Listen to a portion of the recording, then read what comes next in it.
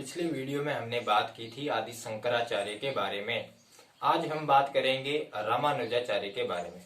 वहीं से अपनी बात को शुरू करते हैं। शंकराचार्य ने मोक्ष प्राप्त करने के लिए ज्ञान मार्ग को प्राथमिकता दी थी, लेकिन ज्ञान मार्ग जो होता है वो जन साधारण को समझने में बहुत ही मुश्किल होता है। जन साधारण किसी भी आसान मार्ग की उम्मीद रखता है जिसके माध्यम से वो मोक्ष प्राप्त कर सकता है या अपना जो जीवन है उसको सरल बना सकता है। तो रामानुजाचार्य के बारे में बात करते हैं। रामानुजाचार्य ये 11वीं शताब्दी के एक दार्शनिक थे, 11वीं शताब्दी के। और इनके जो गुरु थे वो दो थे, एक थे यमुनाचार्य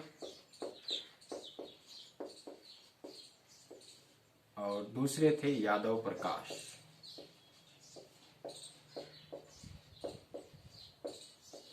और इनके जो आराध्य देव थे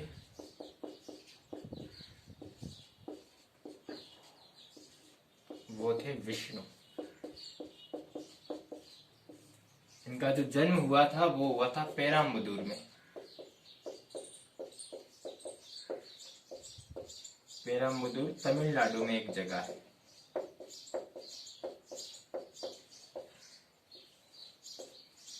ये था रामानुजाचार्य का जीवन परिचय। इसके बाद में हम बात करते हैं रामानुजाचार्य के सिद्धांत की, जिसका नाम है विशिष्ट अद्वैतवाद। और सिद्धांत से ही बहुत ज्यादा सवाल पूछे जाते हैं, तो उस पर डिटेल से बात करेंगे।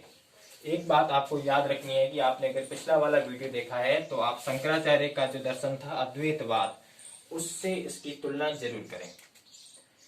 ये जो रामानुजाचार्य का दर्शन था उसका नाम था विशिष्ट अद्वैतवाद। विशिष्ट अद्वैतवाद। इसमें दो शब्द हमारे पास, एक है विशिष्ट, विशिष्ट प्लस अद्वैतवाद।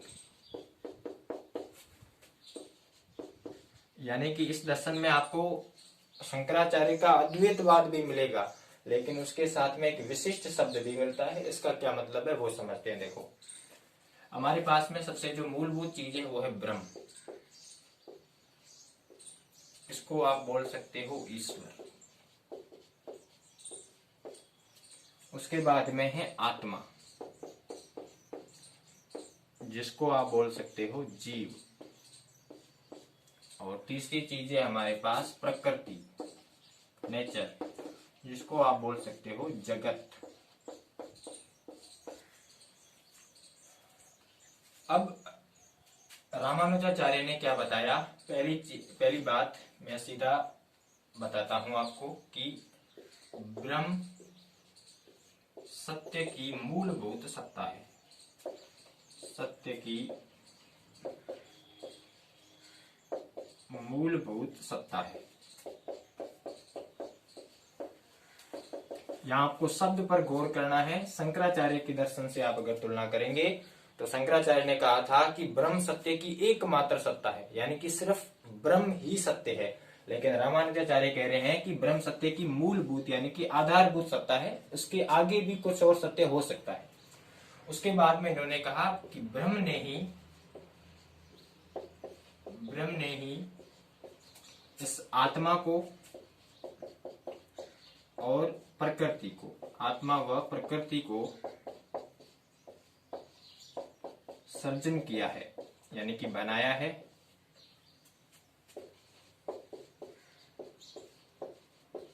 तथा ब्रह्म के बिना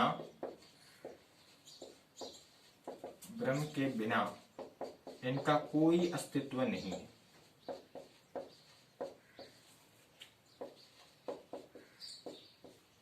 इनका कोई अस्तित्व नहीं है।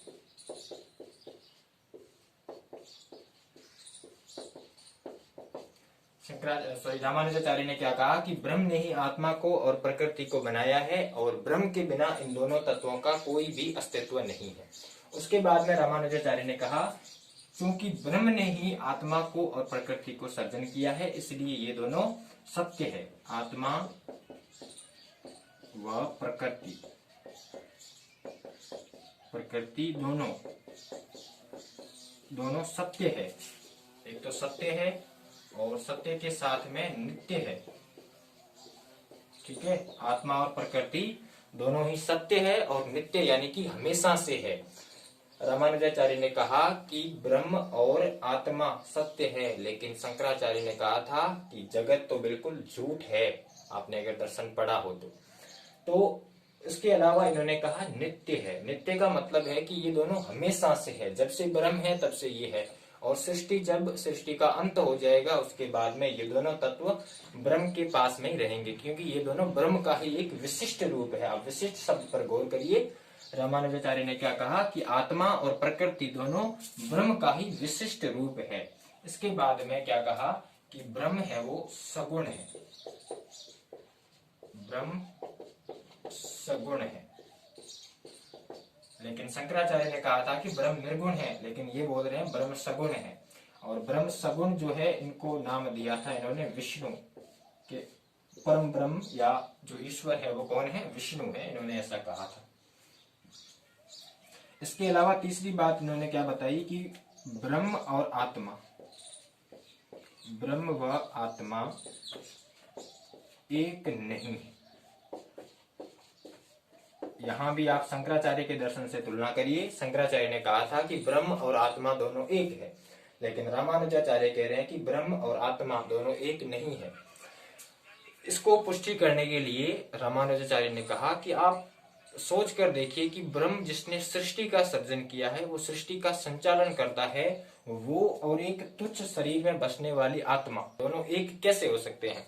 तो इन्होंने कहा कि ब्रह्म और आत्मा दोनों एक नहीं है। और शंकराचार्य ने जगत को झूठ बताया तो इन्होंने कहा कि जगत भी झूठ नहीं है, सत्य और नित्य है हमेशा से, क्योंकि उसे ब्रह्म ने ही जन्म दिया है, और जिसे ब्रह्म जन्म दे वो झूठ कैसे हो सकता है? इसके बाद में इन्होंने बताया कि जगत में आनंद नहीं है, जगत में आनंद नहीं है। जगत सत्य तो बताया, लेकिन ये कहा कि जगत में किसी भी प्रकार का आनंद नहीं है, और जगत में जब किसी भी प्रकार का आनंद नहीं है तो हमें जगत से मुक्ति प्राप्त करनी पड़ेगी, और मुक्ति पाने के लिए मोक्ष प्राप्त करना पड़ेगा। और मोक्ष प्राप्त करने के हमारे पास में 3 साधन हैं, जिसमें शंकराचार्य ने तो बताया था ज्ञान का साधन, लेकिन रामानुजाचार्य बता रहे हैं भक्ति का साधन, कि आप भक्ति करो। और भक्ति किसकी करनी है? भक्ति करनी है विष्णु की। अभी बताया मैंने, भक्ति करनी है विष्णु की, और विष्णु की अगर भक्ति करोगे तो आपको मोक्ष प्राप्त हो जाएगा। और जब मोक्ष प्राप्त हो जाएगा तो जो आत्मा है, आत्मा चली जाएगी कहां पर? बैकुंठ लोक में। कहां चली जाएगी? बैकुंठ लोक में। और बैकुंठ लोक में जब आत्मा चली जाएगी तो बैकुंठ लोक में आत्मा की एक विशिष्ट उपस्थिति बनी रहेगी, विशिष्ट उपस्थिति। यानी कि जब व्यक्ति को मोक्ष प्राप्त हो जाएगा तब उसकी आत्मा है वो बैकुंठ लोक में चली जाएगी, और बैकुंठ लोक में जाने पर उस आत्मा का ब्रह्म में विलय नहीं होगा, क्योंकि ब्रह्म और आत्मा दोनों एक है ही नहीं ना, दोनों अलग अलग है। इसीलिए आत्मा ब्रह्म में नहीं जाएगी, बल्कि उसकी विशिष्ट उपस्थिति बनी रहेगी। इसी कारण से इसको कहा जा रहा है विशिष्ट अद्वैतवाद, उसकी अलग से सत्ता बनी रहेगी। अब आप कहेंगे कि अद्वैतवाद का मतलब तो ये होता है कि दो नहीं है, सिर्फ एक है, इसीलिए शंकराचार्य के दर्शन को हमने कहा था अद्वैतवाद। लेकिन तो इसको अद्वैतवाद क्यों कहा जा रहा है? क्योंकि ये तो कह रहा है कि ब्रह्म और आत्मा तो एक है ही नहीं, ये तो दो हो गए ना, तो अद्वैतवाद कहां से हुआ? तो इसको पुष्ट करने के लिए रामानुजाचार्य ने कहा कि ब्रह्म, अद्वैतवाद का यहाँ पर मतलब है कि ब्रह्म मूलभूत है, इसीलिए हम इसको अद्वैतवाद कह रहे हैं कि ब्रह्म सबसे बेसिक चीज है, ब्रह्म के बाद में सारी चीजें हैं, इसी कारण से हम इसको अद्वैतवाद कह रहे हैं। तो यहाँ अद्वैतवाद का मतलब ये हुआ, और शंकराचार्य के दर्शन में अद्वैतवाद का मतलब हुआ कि ब्रह्म और जो आत्मा है वो दोनों एक ही है। तो ये था विशिष्ट अद्वैतवाद का सिद्धांत।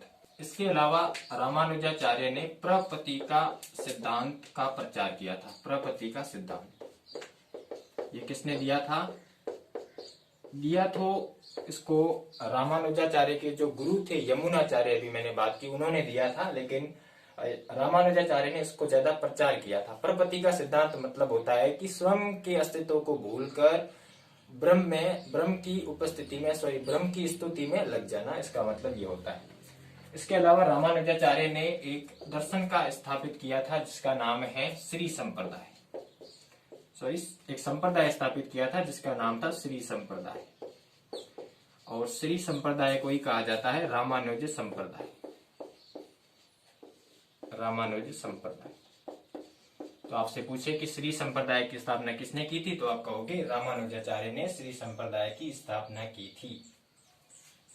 इसके अलावा रामानुजाचार्य ने प्रत्येक दार्शनिक ने, आपको पता है प्रस्थान त्रयी 3 ग्रंथ आते हैं, उसमें से भगवत गीता, ब्रह्म सूत्र और उपनिषद, इनको प्रस्थान त्रयी कहा जाता है। अब कोई भी प्राचीन भारत का दार्शनिक अगर कोई दर्शन सिद्धांत देना चाह रहा है तो उसे प्रस्थान त्रयी पर अपने ग्रंथ लिखने पड़ते थे, उसके बाद में ही उसके सिद्धांत को माना जाता था। इसी कारण से इन्होंने भी ग्रंथ लिखे हैं अपने। एक लिखा है वेदांत सारम, वेदांत सारम, ये उपनिषद पर लिखा हुआ है। उसके बाद में है वेदांत संग्रहम, वेदांत संग्रहम। उसके बाद में है वेदांत दीपक, वेदांत दीपक। और एक इन्होंने भगवत गीता पर टीका लिखी थी, भगवत गीता पर टीका। और एक इन्होंने ब्रह्म सूत्र पर टीका लिखी थी जो ज्यादा प्रसिद्ध है, ब्रह्म सूत्र की टीका, और इसको कहा जाता है श्री भाष्य। क्या कहा जाता है? श्री भाष्य। ये सवाल पूछा जा चुका है कि श्री भाष्य किसके द्वारा रचित है, तो आप कहोगे रामानुजाचार्य के द्वारा। और श्री भाष्य क्या है, तो ब्रह्म सूत्र की एक टीका है। तो ये सारी बातें थी रामानुज और उनके दर्शन के बारे में। इस दर्शन को समझने के बाद आप शंकराचार्य के दर्शन से इसकी तुलना करिए। और शंकराचार्य का जो ज्ञान मार्ग था उसे लोग समझ नहीं पाए थे, लेकिन रामानुजाचार्य ने भक्ति का प्रचार किया, इसीलिए रामानुजाचार्य को भक्ति आंदोलन का जनक माना जाता है। और उन्होंने जो जिस भक्ति का प्रचार किया, उस भक्ति को अत्यंत लोगों ने, बहुत सारे लोगों ने है वो उसे स्वीकार किया और भक्ति आंदोलन का प्रसार हुआ।